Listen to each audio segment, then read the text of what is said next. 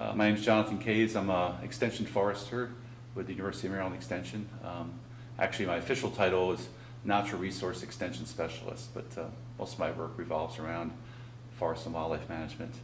I've been with the University of Maryland since 1988, actually at the same facility at the Western Maryland Research and Education Center, but I work statewide, a number of different program areas related to natural resources and forestry.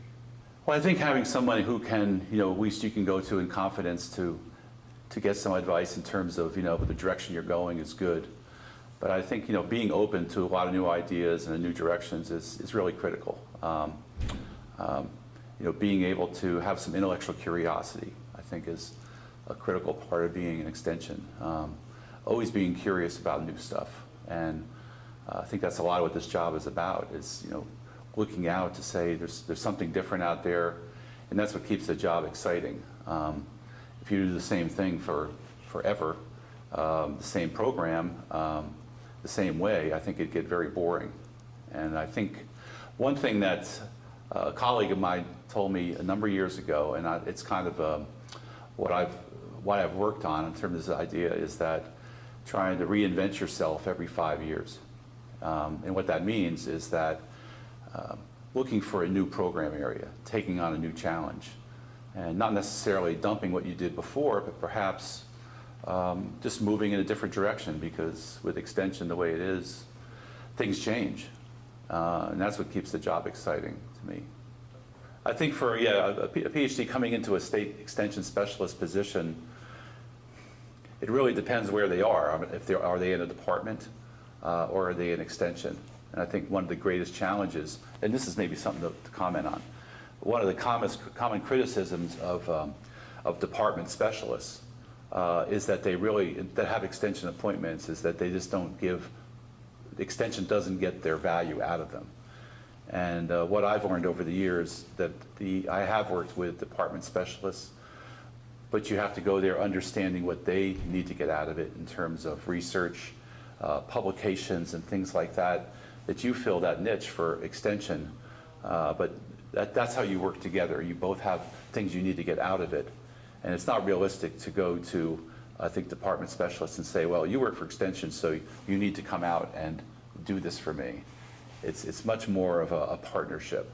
And if you can write grants or do things such that they get some of the academic, professional things that they need out of it, as well as you get the extension side out of it, I think it could be a real positive relationship. Well, I think my modus operandi is I've worked in a lot of different areas.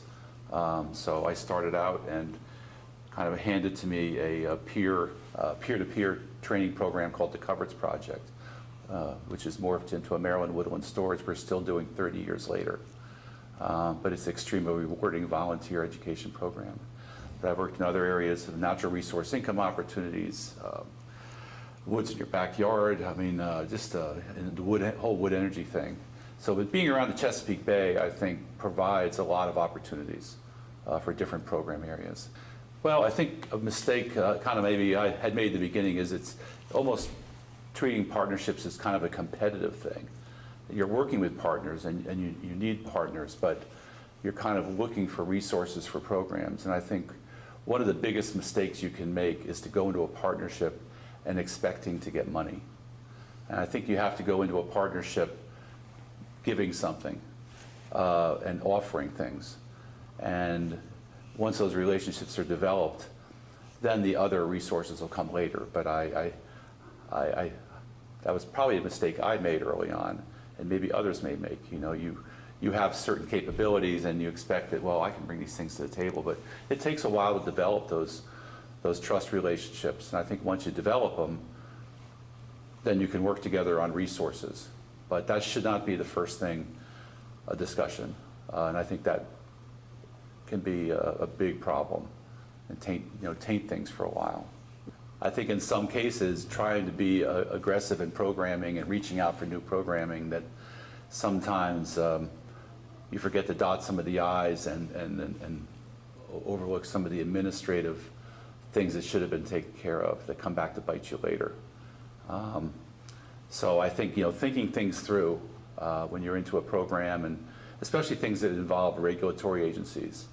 And I think what I have learned that in many cases, working with other organizations or agencies that have regulatory functions, I think you have to treat them in some ways in a different way, because they're not nonprofits.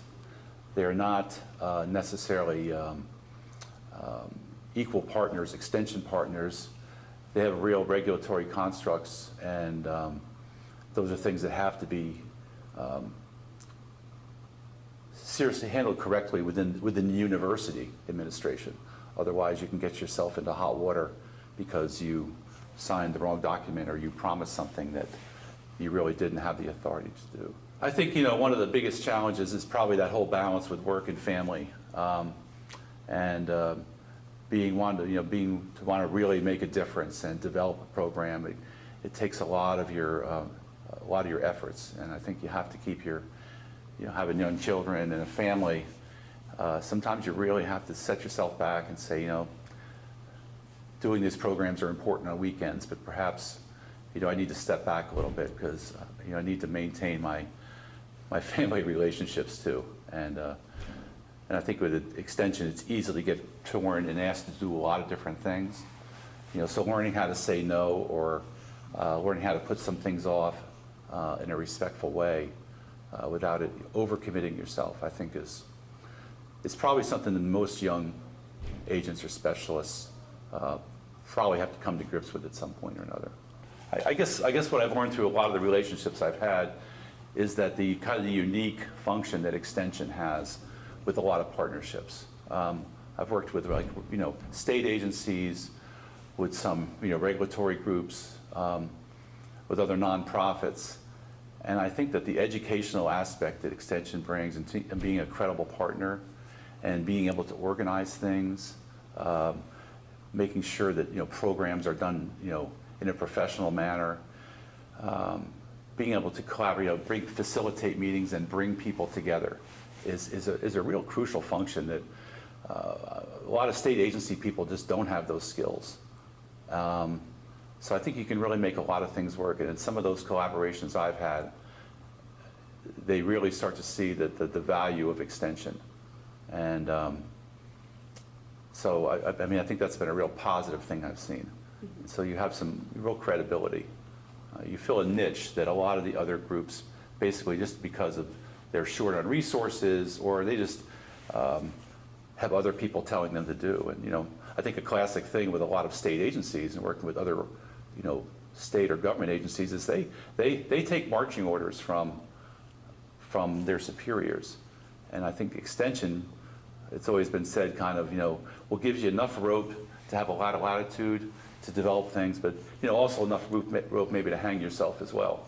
So you have to be careful with that. But we are able to pursue programs based on needs of clientele and not necessarily the dictates of who's in office or those kinds of things. I just would say that when I'm looking, when I say what is the greatest attributes of an extension educator, I think it's like intellectual curiosity. I mean, you need to be really always interested in new things, and the greatest skill that you really can provide is taking diverse sources of information,